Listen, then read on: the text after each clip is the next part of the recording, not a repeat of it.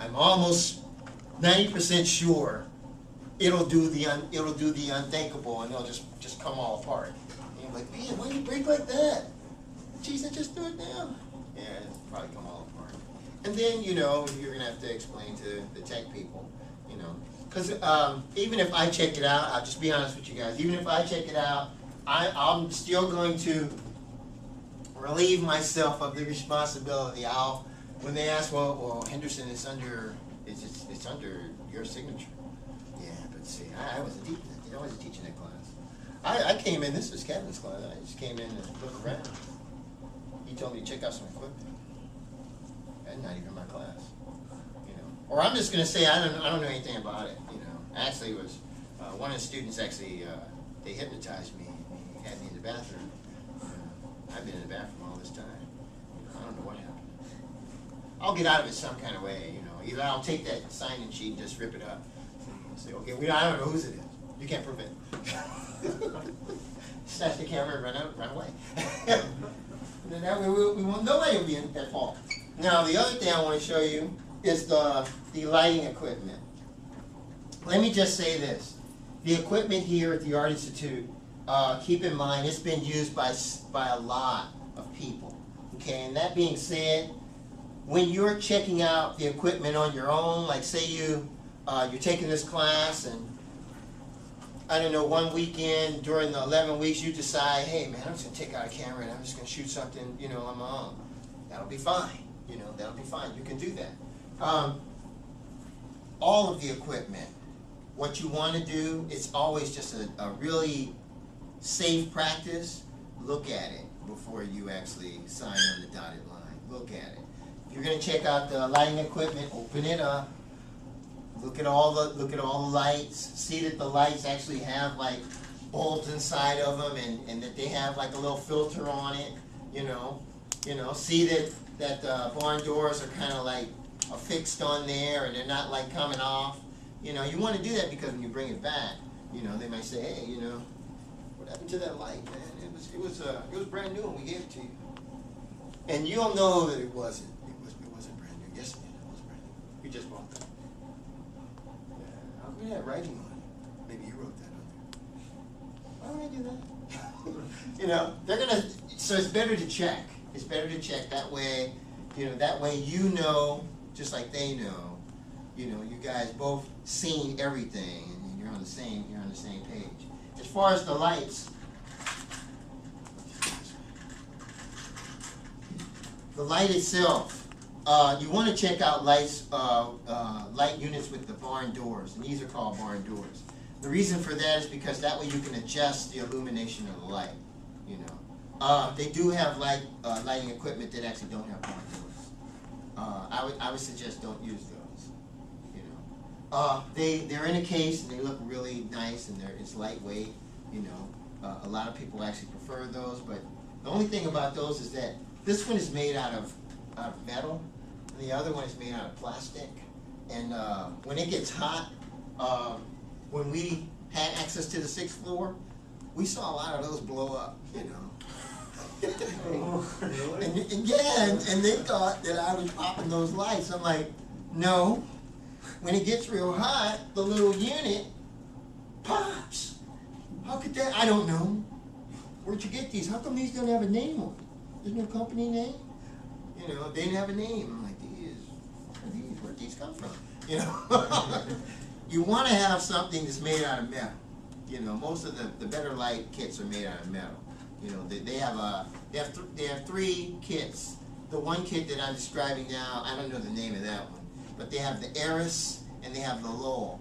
The Eris is it's just a bigger light. That's all. It's the same. It works the same way as the Lowell. It's just bigger. The Lowell light is a pretty good light. It's not the best of all lights, but the Lowell company, they're like Sony. They only manufacture one thing. They're famous for one thing. And these guys are famous for the lights. That's their thing. The thing about this, the Lowell light, is that it has an arm. That arm is for, but doesn't have, see, like this one doesn't have like that. What's going on, bro? Okay. Okay, well, if it had an umbrella in the kit, the umbrella goes in here. Yeah, should just equip it. Yeah, the umbrella goes in here. Now it has like a little turn key, and that tightens it up. Okay. It has like a directional for the focus, where it can go to a spotlight or a floodlight. When you push that little lever up and down, it can go from spot to flood. It won't. Flood doesn't mean it's going to fill the entire room. It just means it's going to widen it out. That's all. It's just going to widen it out a little bit. It also has like a little arm, and a fixed arm on the back of the cage, on the back of the box, the light unit itself. And that little fixture finds itself right on top of the stand. That sits on top of the stand like that. And then it has like a little turn key right there that tightens it up so that it can be on there.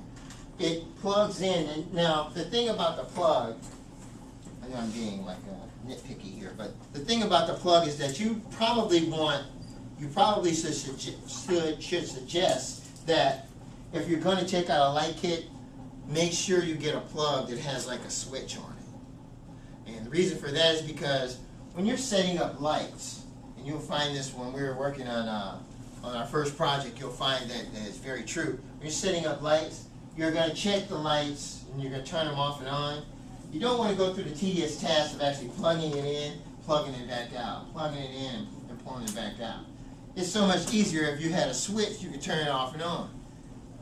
It plugs into the back. There's a little 3-prong plug that plugs into the back.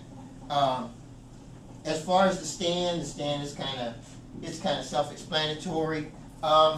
Again, you probably want to check. Oh, it has a cover for umbrella, but it doesn't have one. You probably want.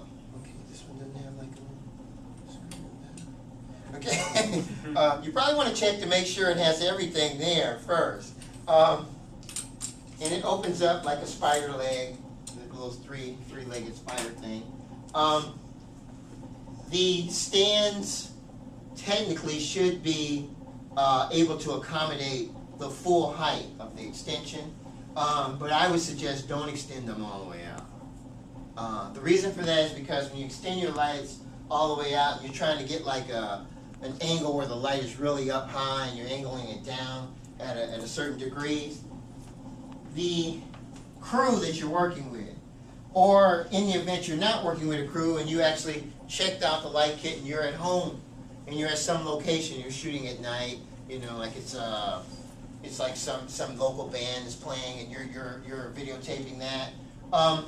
Keep in mind if the stand is up really high, then the light has a long way to fall. When somebody hits it, it's going to have a long way to finish. There's a good chance it'll probably break or damage the light itself.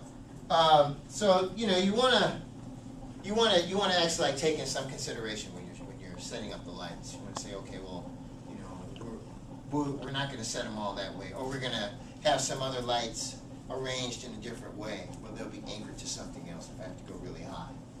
Okay, so as far as the lights, we actually are going to be talking more about lights on week 4. The other equipment that they have a clapper. You need that to start and stop every shot. The reason why you're using the clapper is because when you edit, this is the thing you're going to take out on the edit.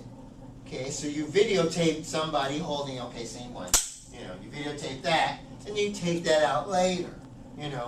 Normally, the way shots are done, they're shot in 3s. You can shoot more than 3 shots. Last quarter, we had like a student who he wrote the script for the zombie movie, and he decided he'd be the camera person, which I kind of disagree with that. So we talked it over, and then he decided to have some other people be the camera people, and he went on. He had good intentions. He wanted to shoot multiple shots. He wanted to shoot more than 3 shots. Like he wanted to shoot like 15 shots.